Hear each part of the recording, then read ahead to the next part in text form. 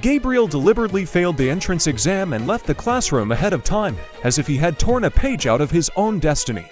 The schoolyard with blooming flower beds and willows swam before his eyes like a foreign landscape, and there was a rare silence in his head. For the first time, he did not want to justify himself. The peace did not last long. He was immediately surrounded by the retinue of the local queen of the school, Larissa. The girls whispered and giggled, and Larissa herself stood with her arms crossed and smiled as if the outcome was known in advance. She sarcastically hinted that he had failed everything again, and told him not to forget to come in the afternoon, otherwise how would he serve her further? Previously, Gabriel would have blushed and tried to please, but now he looked at her without adoration, coldly, with disgust. He just nodded as if he agreed, and that finally put her off her guard. A lock clicked inside him. On the same day, he decided. No financing for Larissa's family, no gifts, no requests.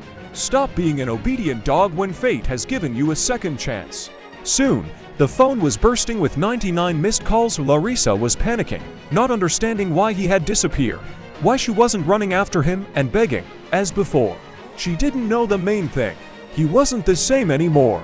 The memory hit like dirty water from a flooded basement.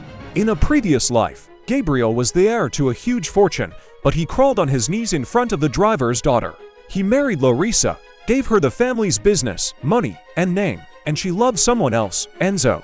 With Enzo, she was affectionate and lively, and Gabriella turned into a service staff. Bring, pay, be patient. That wasn't even the scariest thing. When he, sick and broken, asked for money for a doctor, Larissa laughed and said that the years with him were her nightmare. Then there was death in a cold room, and a later epiphany. There was another Anna next to him all the time, whom he pushed away. Anna endured his indifference and humiliation, but he did not notice. Before the end, he managed to ask for only one thing, to return the chance to fix everything. And now he's back in his senior year.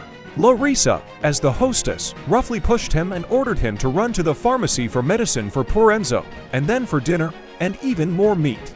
Enzo sprawled on his desk, surrounded by sympathizers, like a prince. Larissa instantly changed her tone to a gentle one and, without hesitation, said, "Gabriel likes to serve." He went out without a word. In the dining room, he picked up two trays. A classmate loudly humiliated him, saying that he was mediocre, the son of a servant who dreamed of marrying his mistress. Gabriel laughed briefly. That's how Larissa turned reality around, exposing the real owner as a servant. He sat down by the flower bed and ate both portions himself, greedily, like a man who would never allow his life to be taken away again. When he returned, he found Larissa on the verge of hysteria. "Where is the medicine?" Gabriel calmly asked in front of everyone why on earth he should buy something for Enzo with his money. Larissa flushed and threatened to ignore him, but he just grinned. Forgiveness? For what? When she shouted at him not to go home with her anymore, Gabriel nodded as if he had been waiting for this for a long time. He asked her directly if she was really telling everyone that he was a servant in her house, and for a second her mask cracked. Larissa turned pale. After school, a luxury Maybach pulled up. The students whispered, deciding that the son of a servant was climbing up to the beauty's car again. But Gabriel calmly sat back down and told them to drive. Larissa's father, the driver, tried to stall for time, saying that Miss Larissa hadn't come out yet. Then Gabriel reminded them that the salary is paid by Gabriel's family, and the driver either obeys the order or leaves. When Larissa got out with Enzo and tried to put him in the car, Gabriel blocked the door and coldly clarified through the glass. "Didn't she say she wouldn't go with him? It's his car. Let them walk." The crowd gasped, but Larissa and Enzo remained humiliated on the sidewalk. At home, the housekeeper reported that Anna was in the yard, stroking a large white dog, which Larissa had always forbidden to keep around. Startled, Anna pulled her hand away, expecting a rebuke, but Gabriel gently asked her to stay for dinner. At the table, he spoke warmly and calmly, invited her to become his tutor, and for the first time looked at her as if they had always been on the same side.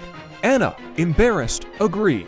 And it was at this moment that Larissa burst into the house, disheveled, angry, tired after the bus. When she saw Anna next to Gabriel, she exploded, accusing him of trying to annoy her. Gabriel calmly put down the instruments and said what should have been said a long time ago. Larissa is no longer important. He used to make a deity out of her, but now he only sees an ugly soul.